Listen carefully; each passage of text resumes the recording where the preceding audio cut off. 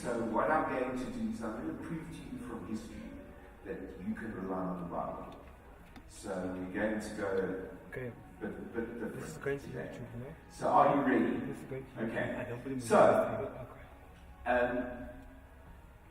One of the things that you will find out today is how little stuff actually made it all the way back, all the way to here from history.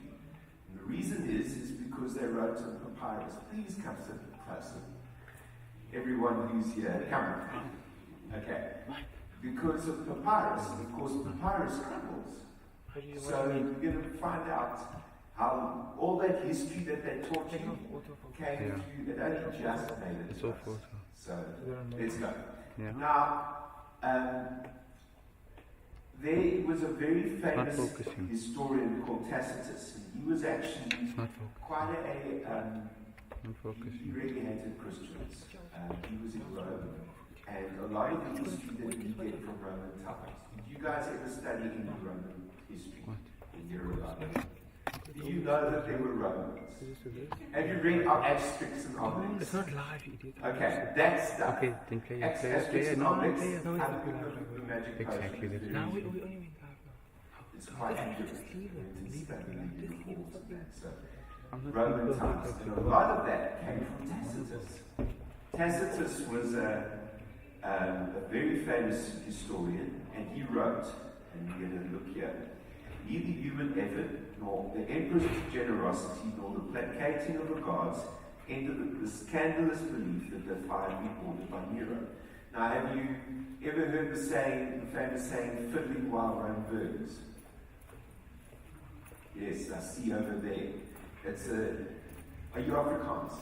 Okay, no, it comes through, it's an English saying. Fiddling while Rome burns. What it means is doing stupid stuff while a catastrophe is going on.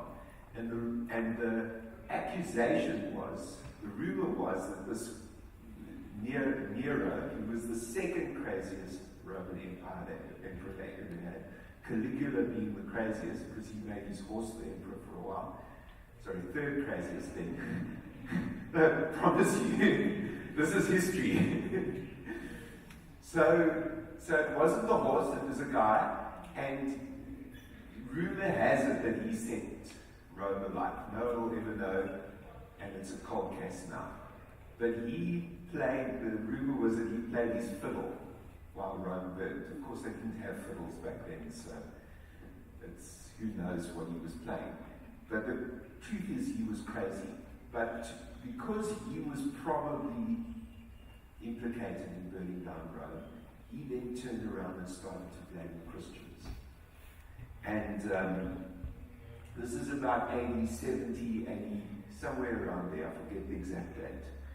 And Nero substituted as culprits, therefore to put down the rumor, Nero substituted as culprits and punished in the most unusual way those hated for their shameful acts, whom the crowd called Christians.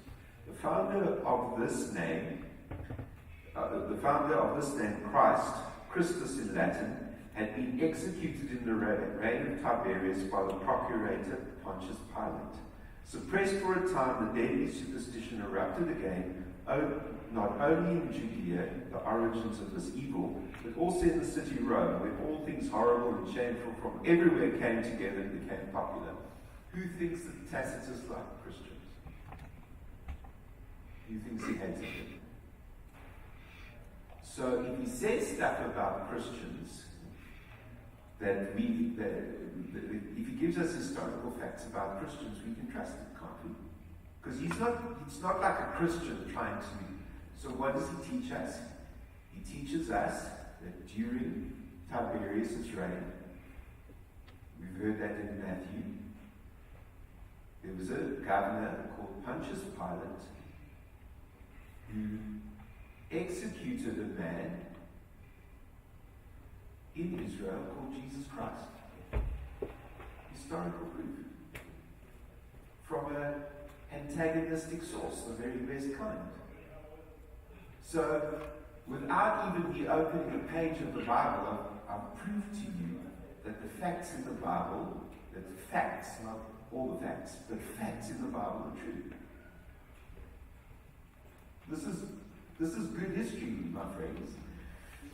Then there was another guy called Josephus. He was an Israelite, and a lot of the history that we have comes from Josephus, of Israel and Rome and all of that. He was a Jew who then changed sides and actually fought with the Romans in the siege of Jerusalem. Also, not a very pro-Christian guy. Now, the historians believe that because, of course, everything was written down, and then guys would go and copy it. And so they think that a Christian added some stuff when he copied this particular portion of Josephus. But this is the best history we have. So Josephus wrote about the execution of Jesus' brother.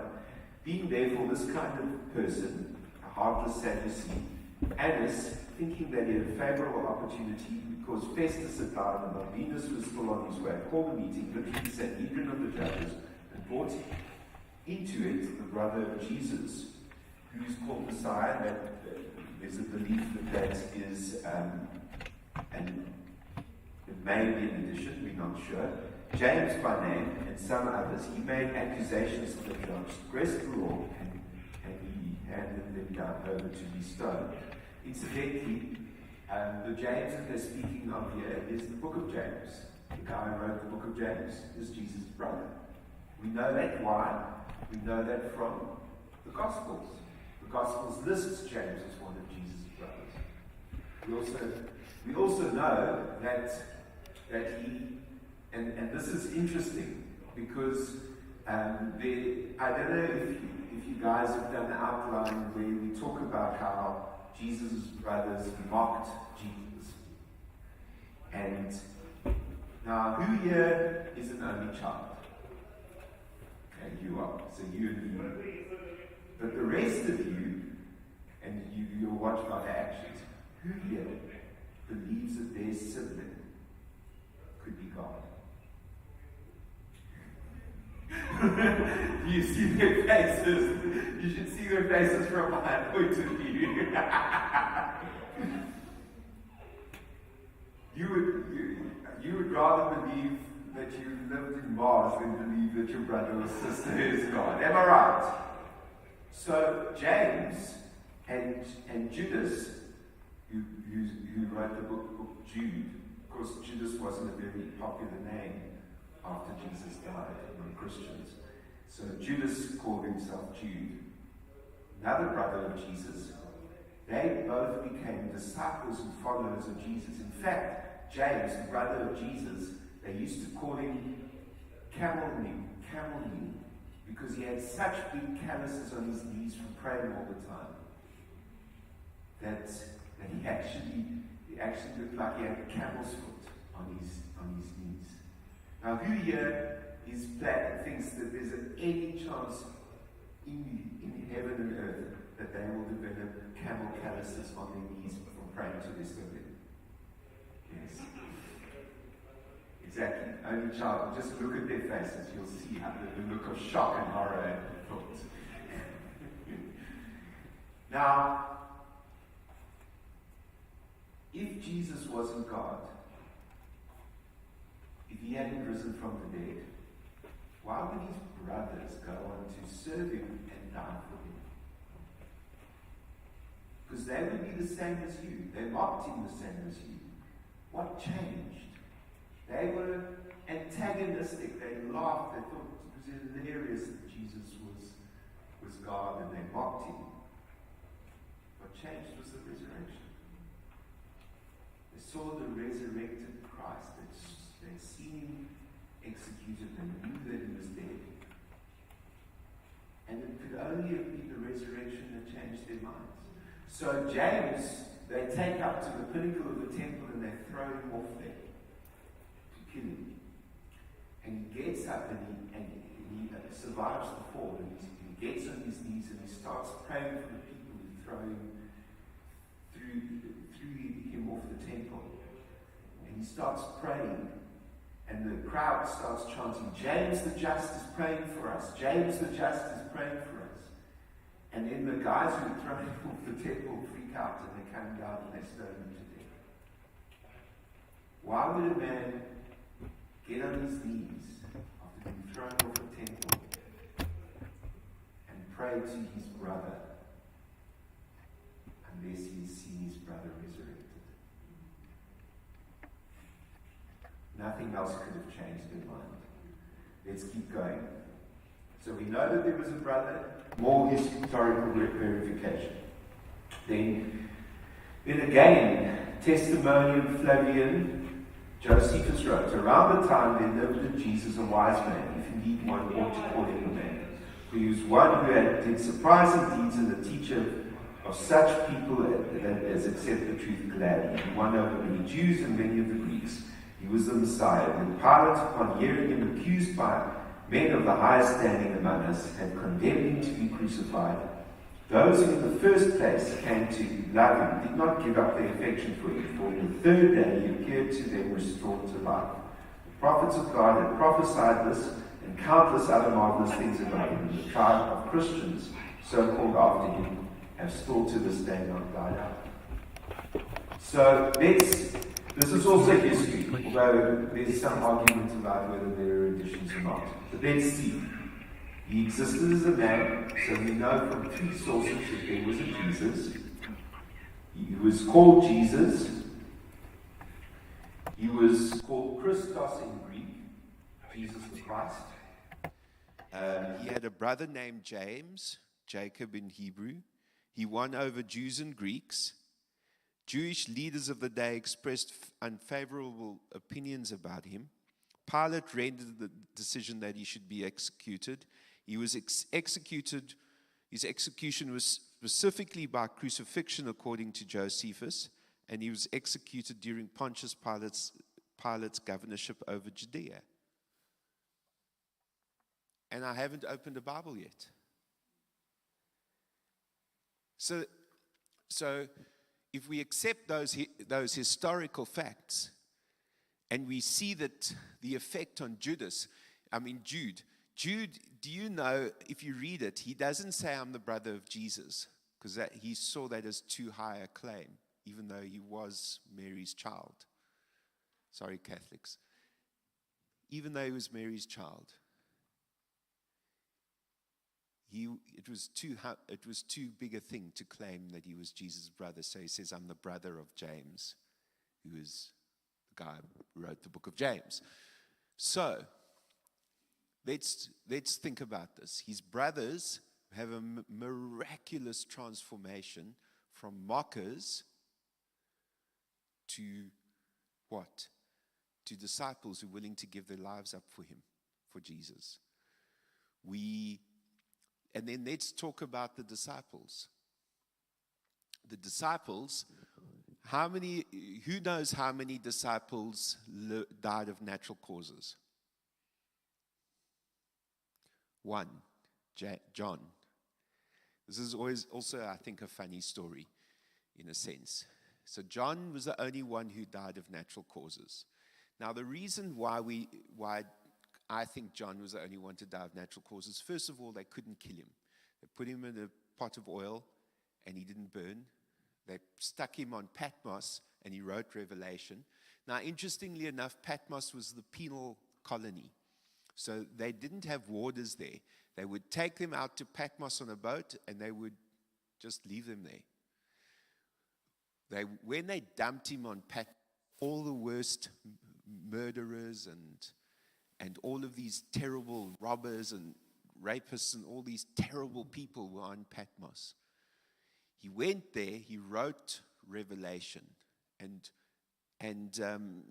tradition tells us that when he left, all those prisoners stood on the beach as they rowed away, and they all sang hymns and praises to the Lord. He literally won the entire island for Jesus while he was there.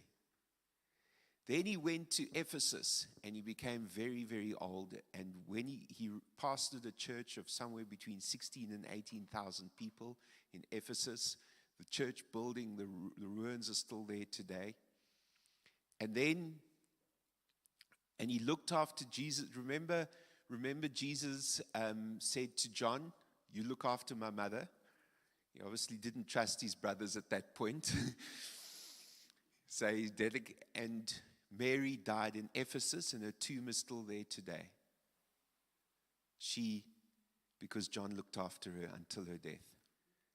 He eventually died in Ephesus, but tradition tells us that when he could do nothing else, when he could preach no longer, he would sit on the steps of the church, and as they would come past, as people would come in and out of the church, he'd say, "Little children, love one another. Little children, love one another."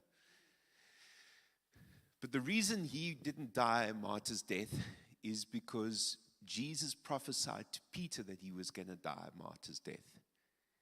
And Peter says to, and this is typical of good friends, Jesus says, you basically says, one day you're going to be led with it, and Peter knows he's prophesying that he's going to be martyred. Peter says to Jesus, "What about him?" Jesus says, "It's none of your business." And I believe that that's why Jesus preserved John, because of that statement, because Peter was like, "What about him?" So all of the disciples other than John died a martyr's death. Let's quickly look at who they were. Peter was a coward. He got totally transformed by the resurrection and preached at the day of Pentecost. He then went on and he preached. There's legend that says he preached in Babylon, established a church there, preached around the whole region, and eventually he went to, when the persecution was worst under Nero, he decided that he couldn't stand by and leave his brethren by themselves. And so instead of fleeing from Rome, he went to Rome. And he lived in, they had caves. I don't know if you've ever heard of the catacombs. And these were caves that they dug under Rome, and they lived in these caves to hide away from, because do you know what a Roman candle is? Firework?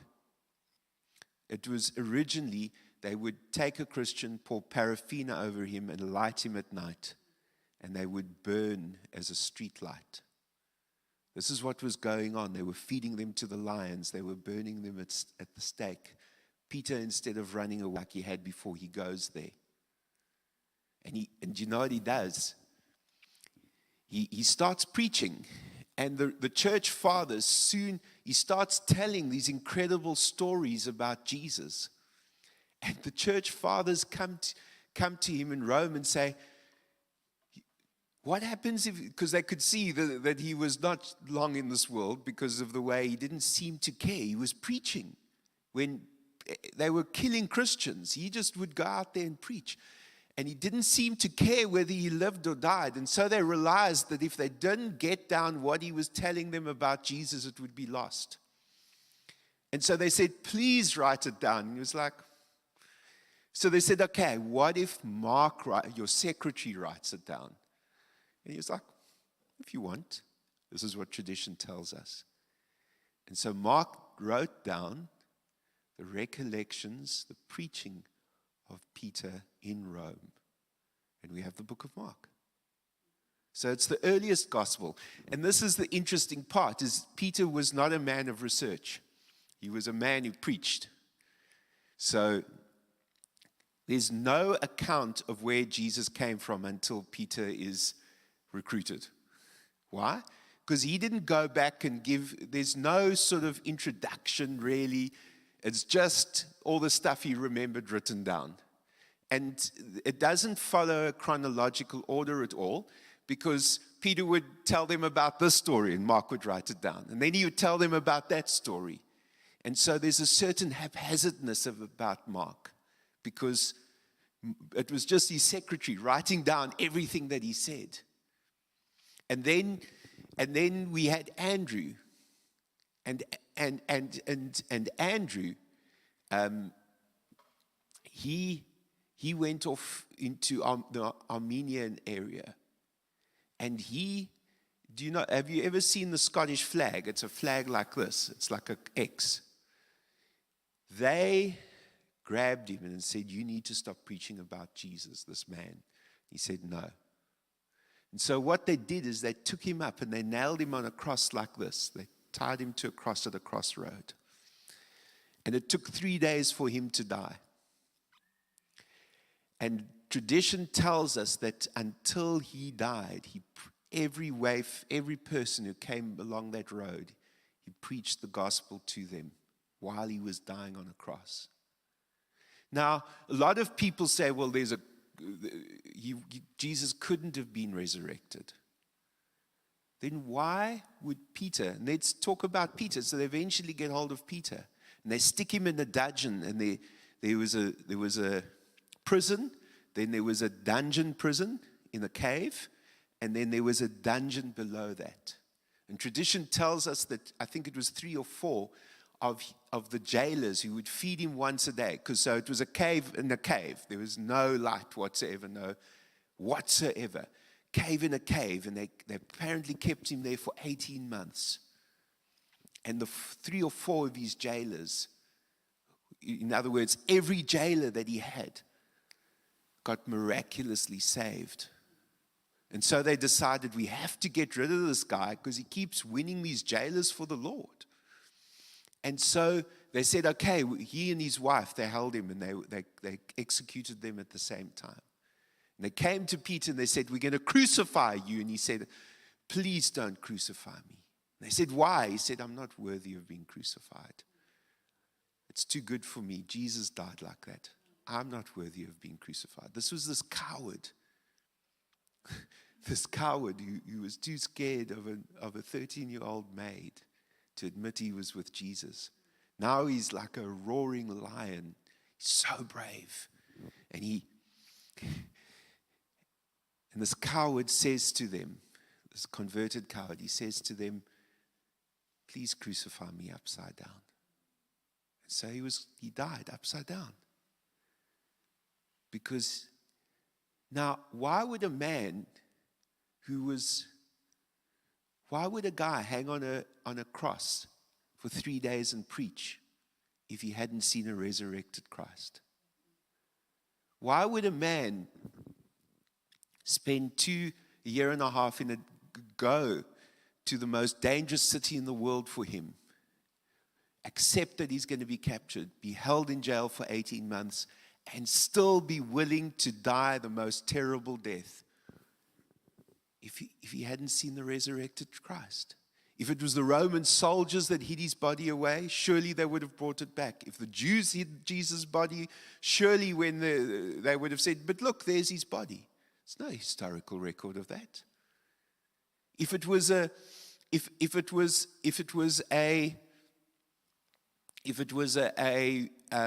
hallucination, nowhere in the history of the world have 500 people hallucinated exactly the same thing.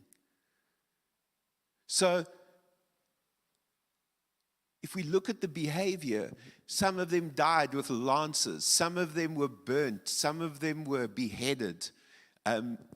Doubting Thomas, he made it to India. There's still church from when Thomas made it to India, the Malabar coast. He went there and he preached. And he set up churches in India, Doubting Thomas. Another interesting thing is, so we have to accept that if we obviously people find it difficult to believe that Jesus was resurrected.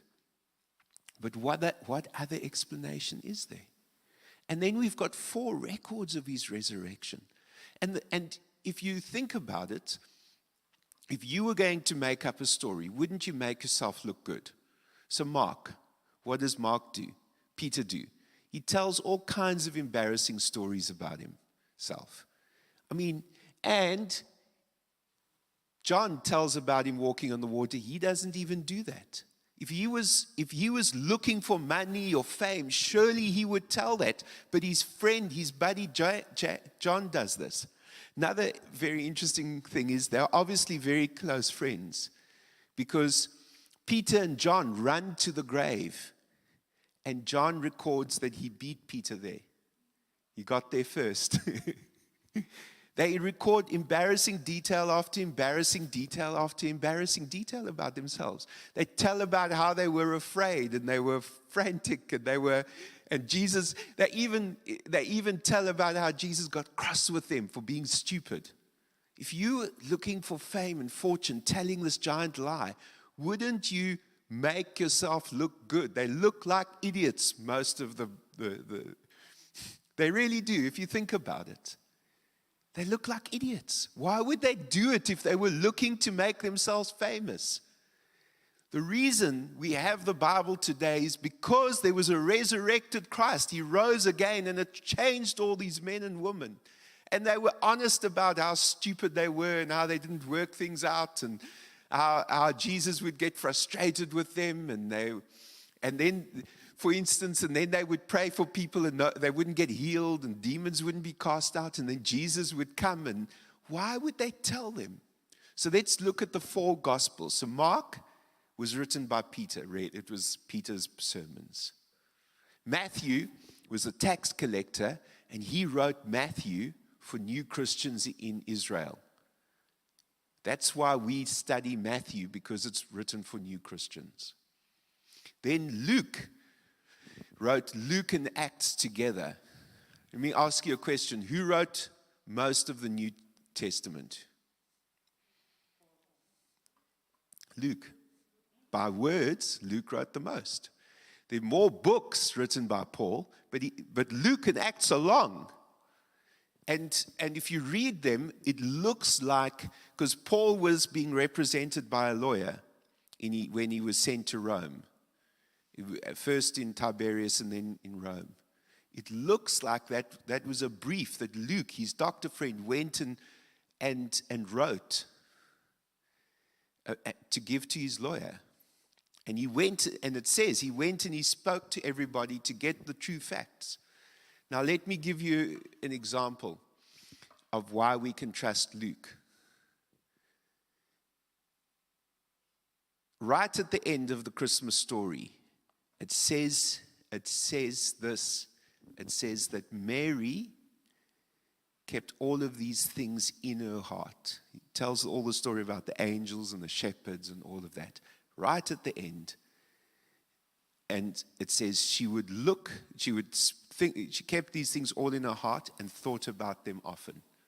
Now, who would know that Mary thought a lot about these things, or every so often? Who would know that?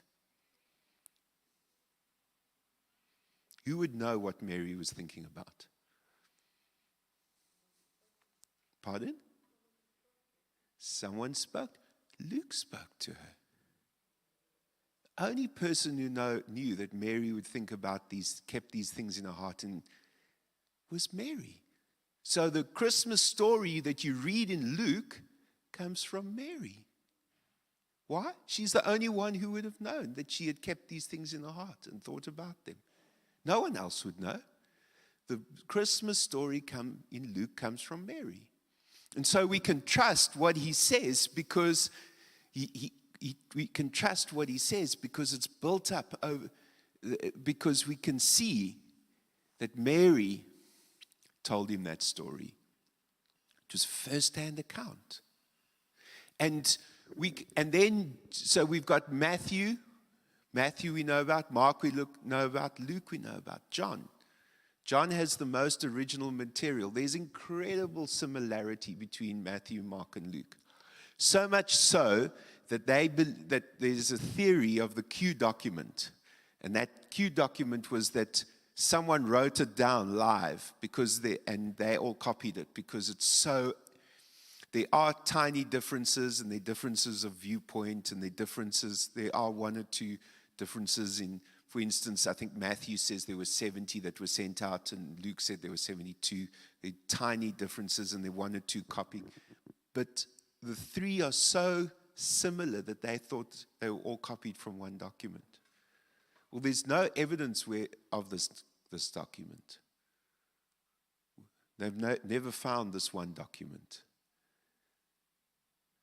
So it may be, but the likelihood is it was three people writing down their recollections. Another interesting thing is they were all Jewish that wrote them. Surely they would have, wait, Luke was Greek. But surely they would have cared about the siege of Jerusalem. Surely that would have come up because Jesus prophesied it. But it's never mentioned. Why?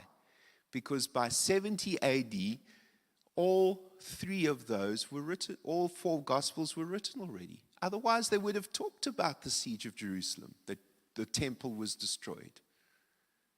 Wouldn't they have? Wouldn't that have come up? Even Acts. Why was that excluded? Why? Because by 70 AD, all four documents were written already.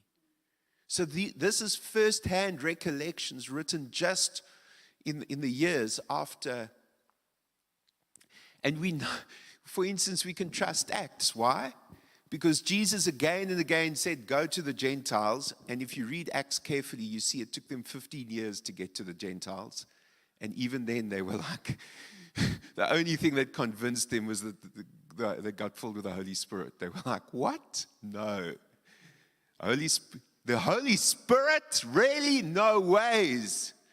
I mean, it's embarrassing how long it took them to get to the Gentiles, how racist they were. Why? You know, Jonah went to preach to the Gentiles, but they refused. Why? Because they're racist.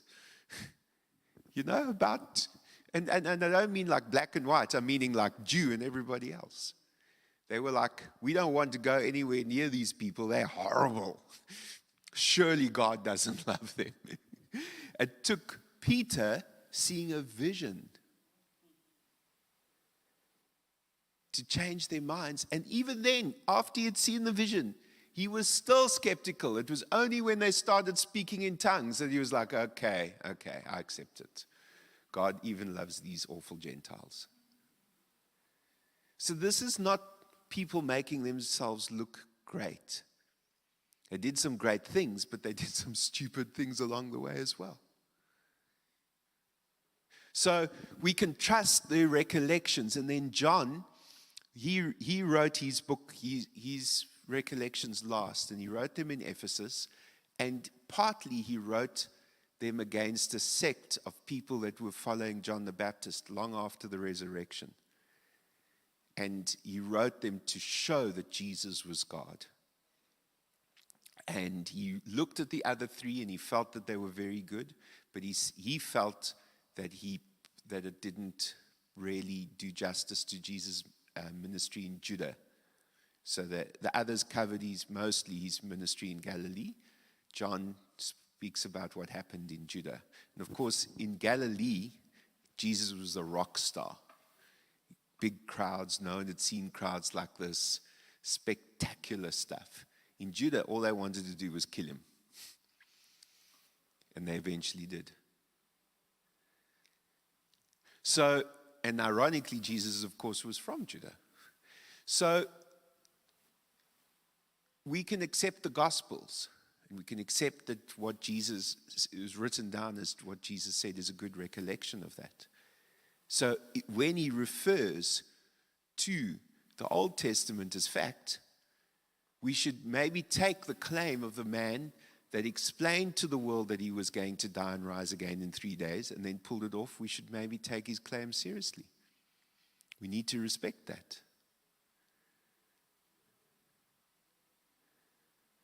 We need to believe him. And so when he starts to talk about the Old Testament and quote from the Old Testament, he's quoting it as true.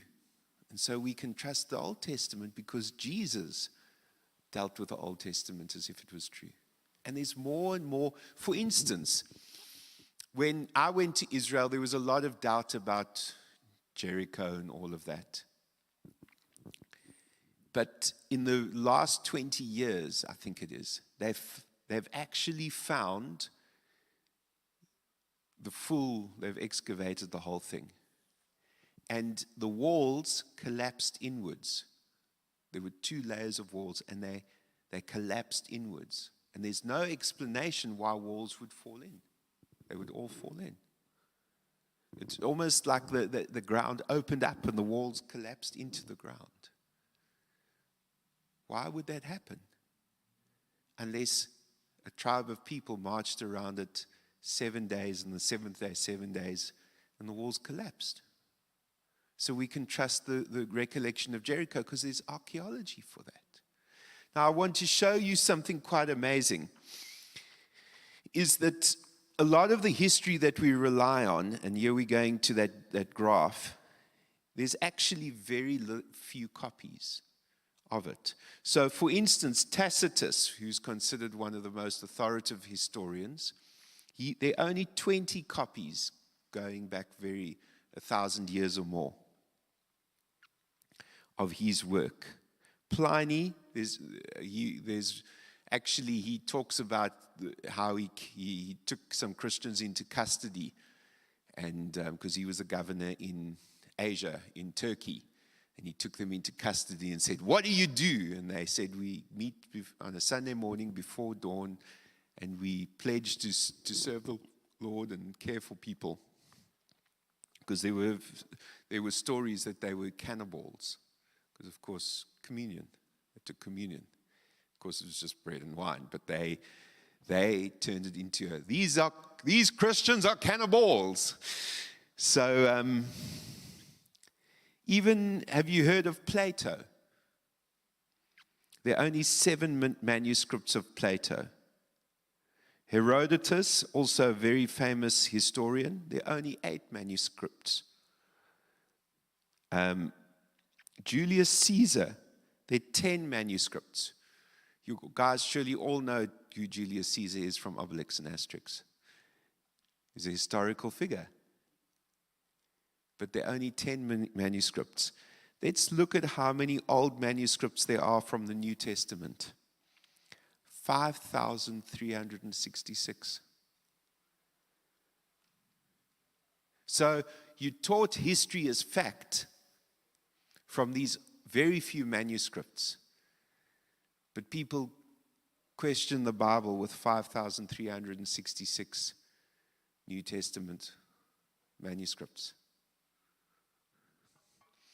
And if we take early Greek translations, 18,524.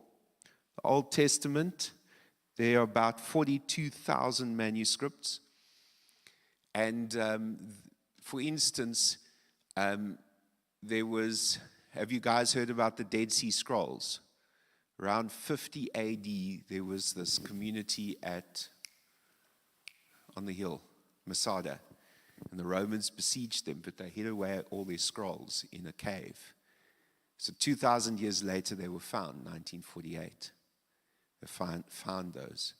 And the whole book of Isaiah was found there.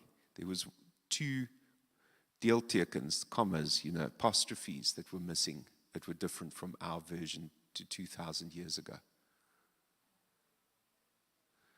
That's remarkable. And they've found some more manuscripts now in another cave, and they're verifying that. And what we have is so amazingly similar, it's almost ridiculous. So if you look at that graph there, the average classical writer that we accept as absolute fact, 4 feet high. The World Trade Center was 1,776 feet, so that's just over, it's about 1,650 meters, somewhere around there, high. The pile of Old Testament manuscripts is 1.5 miles, which would be 2,400 meters high. And the New Testament would be 1,600 meters high, if you pile them all up, compared to the history that we taught, which is 70 centimeters high in verification. So, let's quickly talk about the Bible. So the Bible is divided into Old Testament and the New Testament. The Old Testament is in Hebrew. The New Testament is in Greek. It's likely that, for instance, Matthew was probably written in Hebrew and translated into Greek, but the oldest manuscripts we have for Matthew are in Greek. There's some very good translations. The great translation is, of course, the King James. I would recommend that you not read the King James, not because it's not a good translation. I would recommend you not read it because it's really hard to understand, especially if you're Afrikaans or Xhosa or whatever. Even if you're English, that English is 500 years old or 300 years old. People don't understand it anymore. So there are lots of good translations that you can read. My all-time favorite is the Living Bible. And do you know why? Is because I read the Bible and the Lord would give me the odd revelation. And then I read an NIV and the Lord would give me the odd revelation. One day I found an old Living Bible with the pages falling out in my dad's study, and I started to read that. And the Bible opened up. And I read the Bible now and just everything pops out. You can ask Madge at the back there. Read the Bible. I read a verse and the Lord just shows me something. And now she's getting as bad and worse than me. But you can ask her. I read a verse and I can preach a sermon off it. The Lord just shows me stuff. And it's from when I started reading the Living Bible. I just think it's a really good translation that I understand. I do verify it and check it. The updated version is called the New Living Translation, which I think is an incredible translation. And if you are to read any English Bible, read the NLT. It's easy to get hold of. There's sometimes and it's good. You guys have all got YouVersion on your phones. The Bible app. It's called YouVersion. It looks like that. Holy Bible. YouVersion. Download it onto your phone as soon as you can. And then go check out other versions. The Amplified is an incredibly good version, but very hard to read because they put every possible meaning into it, and you read it and you're like, sure. After 10 verses, you feel like you've read a book, which is fine because I want you to read the Bible. And I want you to, one of the big mistakes that people make when they read the Bible is they read it with organ music playing. Not actually organ music, they don't turn organ, but in their heads. They read it with real, like, religiousness and over excessive piety. So the Bible's really funny. So for instance, when growing up, one of my do you know what my son's favorite verse was? Elijah is taunting the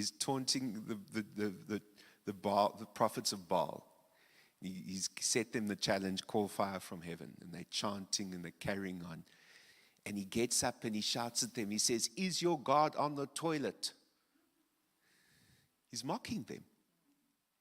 But we don't read it like that. We don't see the great prophet Elijah mocking people by saying, "Is your God on the toilet? Has your God gone to the toilet? You can't call fire from heaven." But it's full of stuff like that. Crazy stuff. I mean, you read some of the prophets. The one guy lay on his side for, 18 months. And so funny. God says, "I want you to cook your food on dung, your crap." So the prophet goes, "No, that's too much." So God says, "Okay, I'll let you use cattle dung." The Bible is full of incredible stuff like that, but you guys read it with too much religiousness and too much piety. It's hilarious at times. It's crazy at times. And you miss the meaning. And the greatest part of reading the Bible is you get to a verse and you're like, what does this mean?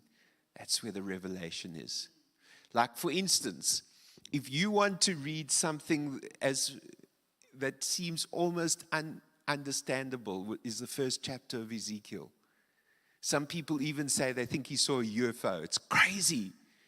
It took me 6 months to work out what Ezekiel was saying. At the end of it, I think I preached the greatest sermon I've ever preached in Ezekiel 1. Go read it. You like, first time I read it, I was like, this oak was on serious drugs. But he saw the most remarkable thing. If you want to find out what it is, it should be on YouTube, Throne of Glory. I preach the Throne of Glory under me, my name on our YouTube channel. But read the Bible. Read it on a regular basis. Try and read it daily. If not, listen to anointed sermons. There's so many good preachers. There's this guy called Richard Crumb. Listen to him. No. But get the word into your spirit. Build the word up. Build it. Just about everywhere I drive, I'm listening to a sermon. And it's not my own.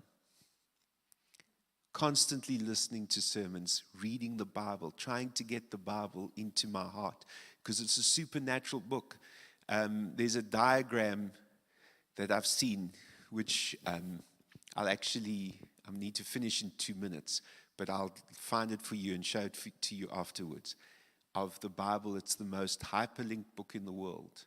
If you guys are in connect groups, haven't you been shocked at how the Bible interconnects?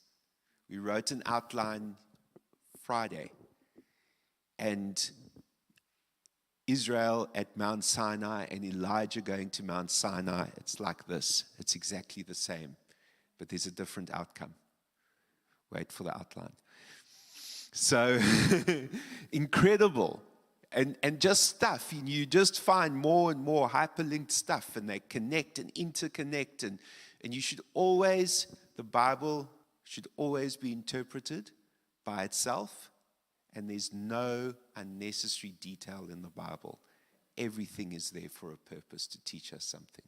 So last thing I want to point is that in the Hebrew, it goes, in the beginning, God.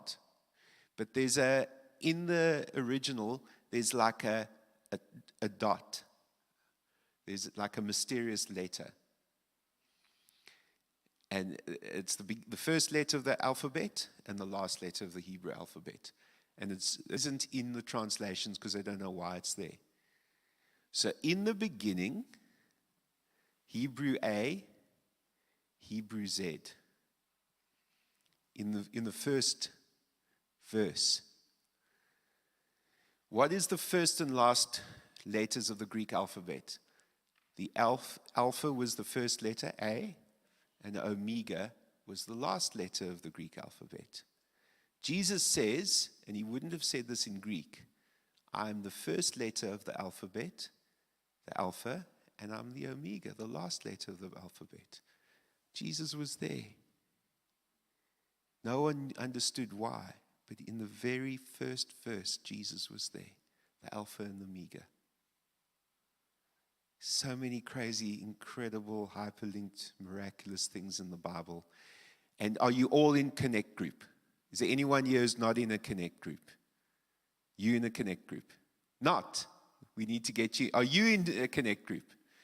Okay, we need to get the two of you into Connect Group because we study the Bible and the most amazing things come out. And we've got some on Zoom, some at homes. And you guys in Connect Group? Over there? Yes, you are. Yeah. Isn't it amazing as you go through the Bible, you're like, no ways. And then we'll do the same verse again, and we'll go, no ways. And I'm going to tell you something crazy now. We'll write an outline, 3 outlines in the same verse, and I think, no, man. And then I'll hear a sermon about a month later, like, oh, I can't believe I missed that in that verse. It happens to me again and again and again. In fact, there was something I learned on Friday that I was so blown away by. I nearly took us back to Matthew 4 because I learned something so amazing in Friday that I thought maybe we should jump back to Matthew 4 but I think there's another way to work it in. It's an incredible book. Read it as much as you can. So you can trust it. It's incredible. It'll change your life. Thank you for listening to me.